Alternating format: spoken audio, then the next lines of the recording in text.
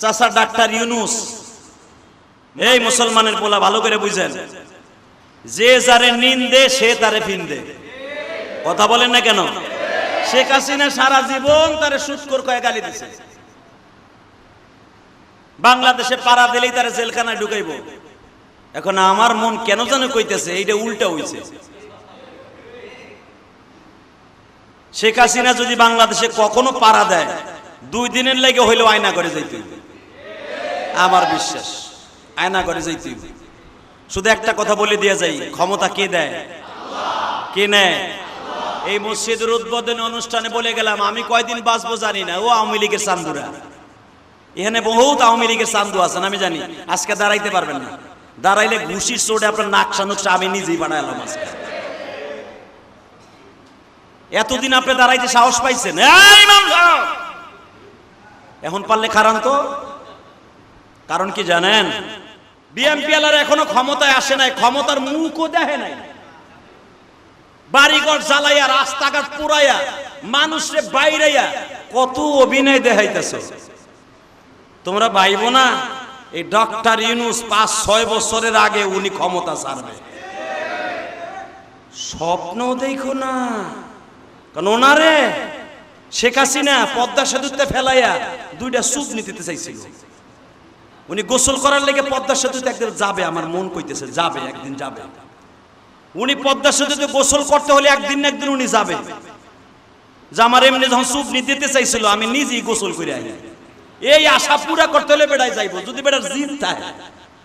কিন্তু মনে রাখবেন, আপনি কোনোদিন কোনো মানুষের ক্ষতি করেন না প্লিজ। আপনাকে পাও ধরে ধরে বলে গেলাম, আপনাকে কত যার একটা আঙ্গুলে উসারায় বাংলাদেশ চিত হইতো আর ভুট হইতো। আর হ্যারে মারার লাইগে এক হিরুনসি এ বিড়ি টানতাসার কইতেছে পাঠায় দাও, বাইর করো, বাইর করো। বিড়ি টানে আর কয় বাইর করো। আইনমন্ত্রী চান্দুরে ধরছে, তা ওই যে যেটা দাড়ি মারি চাইছে মাহুন্দা হইছে, জাইলগিয়া হইছে, জাইলগিয়া। ইন্ডিয়া জামানের লেগে দাড়ি চাচ্ছে, মনে করছে দাড়ি চাচ্লেই বুঝি আল্লাহ বাঁচাই দিবে। কিন্তু ওর জানা নাই আল্লাহ যারে বাঁচায় সেই বাঁচবো। কথা কন না কেন? আরো জোরে বলেন, আরো জোরে বলতে হবে। আল্লাহ বন্ধু আজকে তার মূর্তি, তার ভাষ্য, তার ভাস্কর্য গলায় রশি বাইন্দে টাইনে টাইনে ভাঙ্গে ভাঙ্গে এমনকি মাথার উপর উঠে মুইতে দিচ্ছে। কথা কন না কেন? ক্ষমতা কার? এর দ্বারাও যদি আপনার ইমান ঠিক না হয় চান্দু চাচা আর হইব না। আমলুকের সব চান্দুগুলারে বলবো সবগুলা সময় আছে, এখনো 1 বছরের চিল্লায় যাও। কথা কন না কেন? পুলিশের মাইরের থেকেও বাঁচতে পারবা আর জনগণের মুদ খাওয়ার থেকেও বাঁচতে পারবা। কারণ 15 বছর চান্দুরা কম জুলুম করো নাই। একটা ইমামকেও বাংলাদেশে ঠিক মতো কথা বলতে দাও নাই, খালি সুদের বিরুদ্ধে কথা বলছে। আমলিকের সভাপতি, মসজিদের সভাপতি, নামাজটা শেষ হওয়ার আগেই ওই 3 নাম্বার কাতারে বদমাইশ বইয়েই সেক্রেটারি বলে যায় আগামী জুমায় যেন এই হুজুরে না দেই। কথা কন না কেন? বদমাইশ বইলেই বাইতে যাইয়া বিড়ি টানতাসার বোরে কইতেছে ইমামের চাকরি খাইছে আলাবে, চাকরি খাইছি। ও খুব চেঁচাচেতি করছিল। রেজেক তুমি ইমামের খাও নাই, তোমার তোমার তোমার তোমার রেজেক খেয়েছো। কথা বলেন না কেন? তাহলে আমি আপনাদের খেদমত আরজ করি। সেই আরজটা কি জানেন? দুনিয়ায় যে যেমনি থাকেন দুনিয়া ছেড়ে যাইতে হবে। কথা কন আরো জোরে। এই যে কালকে রাত্রে ধরা খাইছে মনে হয় আসাদুজ্জামান কামাল, না? কালকে রাত্রে ধরা খাইছে ওনার বোনের বাসার থেকে। দুঃখ কই রাখবো, যার একটা আঙ্গুলে উসারায় বাংলাদেশ চিত হইতো আর ভুট হইতো। আর হ্যারে মারার লাইগে এক হিরুনসি এ বিড়ি টানতাসার কইতেছে পাঠায় দাও, বাইর করো, বাইর করো। বিড়ি টানে আর কয় বাইর করো। কথা কন না কেন? আইনমন্ত্রী চান্দুরে ধরছে, তা ওই যে যেটা দাড়ি মারি চাইছে মাহুন্দা হইছে, জাইলগিয়া হইছে, জাইলগিয়া। ইন্ডিয়া জামানের লেগে দাড়ি চাচ্ছে, মনে করছে দাড়ি চাচ্লেই বুঝি আল্লাহ বাঁচাই দিবে। কিন্তু ওর জানা নাই আল্লাহ যারে বাঁচায় সেই বাঁচবে। কথা কন না কেন? আরো জোরে বলেন, আরো জোরে বলতে হবে। আল্লাহ যারে বাঁচাবে সেই বাঁচবে। শেখ হাসিনার ছেলেবেলা অর্থাৎ শেখ হাসিনার যত বংশের রক্তের আপনজন আছে এক সপ্তাহ আগে সবগুলারে পাচার করছে। কথা কন না কেন? ওইগুলারে বাঁচাইবো আল্লাহ, গেছে গা। আর যেইগুলা বেশি বেশি পড়র পড়র করছিল, মনে রাখবেন এটা বাংলাদেশ, এটা পাকিস্তান না, এটা ইন্ডিয়া না। বাংলাদেশের মানুষকে আল্লাহ এমন একটা মেধা দিয়ে বানিয়েছে, এরা কেউটা খায় না, কাউর ধার ধারে না। সুযোগ পাইলে আইকেলা বাস সাইসা দেয় না, আশা ঢুকায়। এটার নাম বাংলাদেশ। পৃথিবীতে 14টা কান্ট্রি আমি সফর করছি। সেই ইংল্যান্ড বলেন, মালয়েশিয়া বলেন, সৌদি আরব তো কতবার গেছি, পাসপোর্টের সিল ছাড়া বলতে পারবো না। সিঙ্গাপুর বলেন, মালয়েশিয়া বলেন, ভারতবর্ষ বলেন, চায়না বলেন, পৃথিবীর যেই রাষ্ট্রে আমি গেছি, বাংলাদেশের মতো দেশপ্রেম আমি পৃথিবীর কোন দেশে দেখিনি। আপনি যাই যা মনে করেন না কেন, বাংলাদেশের মানুষ এরা হতে পারে গরিব, কিন্তু এরা ইমানের দিক দিয়ে এক নাম্বার। কথা বলেন না কেন? যদি বলেন ইমানের দিক দিয়ে এক নাম্বার কেমনে? সৌদি আরব কোরআন নাজিল হইলো, সৌদি আরব নবী নাজিল হইলো, সৌদি আরবের থেকে বাংলাদেশ দামি হয়ে গেল না? সৌদির থেকে দামি না, কিন্তু সৌদি আলাদের চাইতে ইমানের চাইতে বেশি দাম বাংলাদেশের ইমান। যদি কোন কেমনে? সৌদি দেখবেন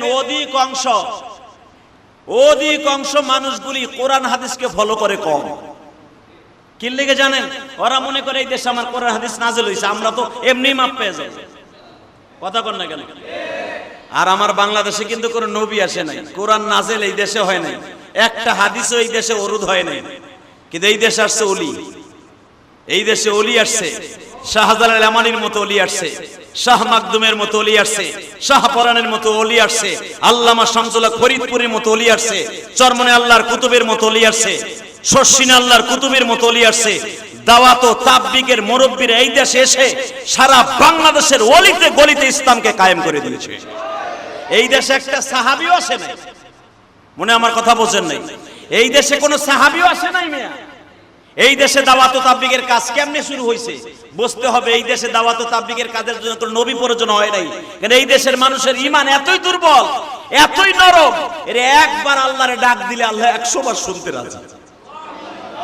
কারণ এই দেশের মানুষ ভেজাল আর অন্যায় এটা সহ্য করতে পারে কম। জ্বলন্ত প্রমাণ দিয়ে দেয়, ফেরাউন 100 বছর হায়াতে জিন্দেগি পাইলো, মাথা ধরল না, আল্লাহ দাবি করেছে বদলাসটা। ও মনে মনে ভাবছিল আমার ক্ষমতা নেয় কি? আর আল্লাহর সাথে পাহাড়ে যাই উনি একটা কথাবার্তা বলেইছিল যে আল্লাহ তুমি আমার যতদিন বাঁচায় রাখবা, ক্ষমতার মস্তদে আমি জানি তুমি একজন আছো, আমি এইটা বলবো না যে তুমি দেয়ার ইজ নো গড, এটা কখনোই বলবো না। আমি বলবো তুমি একজন গড আছো, ইয়েস গড তুমি আছো, কিন্তু আমার সাথে একটা ওয়াদা দাও, আমি যতদিন ক্ষমতায় থাকবো খোদাই দাবিটা আমার দিও, মরার পরে আমার যা দাও দিও, আমার কোনো কষ্ট নাই। আল্লাহ মুস্কি হেসে দিয়ে বলে তাই তুই এটার ভিতরে রাজি আছো? কয় হ্যাঁ আমি রাজি। আপনারা জানেন ডাইরেক্ট কোরআন শরীফের আয়াত, আল্লাহ রাব্বুল আলামিন জিবরাইলকে বললেন ওরা কথাটা রেকর্ড কর আর দলিলের মধ্যে সাইন লিওয়ালা, ও দুনিয়া চাইছে আখিরাত চায় না। বাল তুথিরুনাল হায়াতাদ দুনিয়া ওয়াল আখিরাতু খায়রু ওয়া আবকা। দুনিয়া যে চাবে আল্লাহ তাকে দুনিয়া দিবে, আখিরাতে তারা কিছু দিবে না। মনে রাখবেন, দুনিয়ায় যারা জায়গা জমি টাকা পয়সা বিল্ডিং চাইবেন আল্লাহ তাদের দিবে। আল্লাহ কি করবে? দিবে, কিন্তু আখিরাতে তারে আল্লাহ কিচ্ছু দিবে না, এটা মনে রাখবেন। তো ফিরাউন যখন আল্লাহর কাছে দলিল করে নিয়ে আসলো আমি দুনিয়া চাই আখিরাত চাই না, আল্লাহ রাব্বুল আলামিন বললেন যা তোরে দুনিয়া দিয়ে দিলাম, তবে মনে রাখিস তোর মরণ পৃথিবীর এমন ভাবে আমি দিব সারা দুনিয়ার মানুষ তোরে মনে রাখতে হবে। ফিরাউন পট করে কি বলছিল জানেন? আরে দূর, মরার পর কি দিবা দিব ওটা পরেরটা পরে বুঝবো, আগে নগদ যেটা পাই হাত পাইতে লই। এরকম কিছু শ্রেণীর মানুষ আছে না নাই? আমরা ওয়াজের মাঠে বুঝাইতে গেলে দূর মোল্লার জাতগুলো কয়, এরকম আছে না কিছু? দাওয়াত ও তাবলীগ আলার যখন বুঝাইতে যায় দাওয়াতের হইছে নিজের খাইয়া নিজের কোনো কাম নাই কাজ নাই, খালি হুদা ভুল বের বের বের করে, নিজের ফ্যামিলি ঠিক নাই হে দাওয়াত দেতাই সারা একজন। এটা হলো তার 1 নাম্বার শয়তানের ধোঁকা। মইরা লাও তারপরে বুঝবা ফেরাউন তোমার চাচতো ভাই। এগুলো সব ফেরাউনের কথা। ফেরাউনরা যখন মুসা আলাইহিস সালাম বললেন লিমা তুযুনানি ওয়া কাদ তা'লামুনা আন্নী রাসূলুল্লাহ। আরে আমার আগে অনেক নবী আসছে, আমার এইভাবে মারস, তোর কি মায়া লাগে না? কয় মার কি আমি খাইনি, মারি তোরে, আমি ব্যথা মুমকা। নাউজুবিল্লাহ বললেন না? লাকাদ কানা লাকুম ফি রাসূলিল্লাহি উসওয়াতুন হাসানাহ। وقال الله تبارك وتعالى من منع مساجد لله وإذ يرفع إبراهيم القواعد من البيت وإسماعيل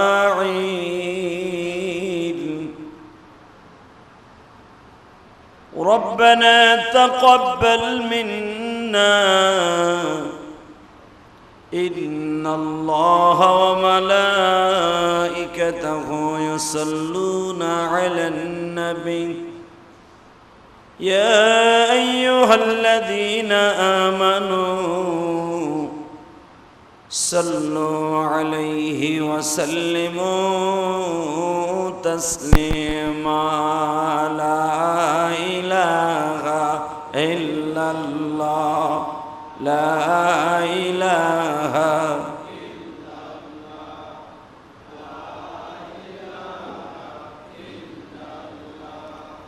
لا إله إلا الله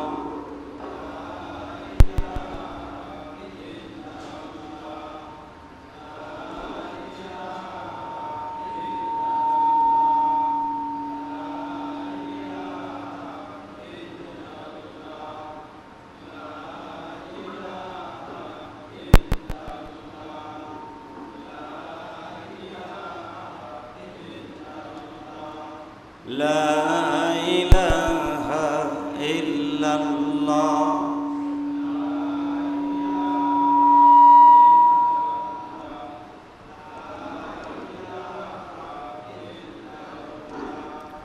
لا إله إلا الله لا إله إلا الله لا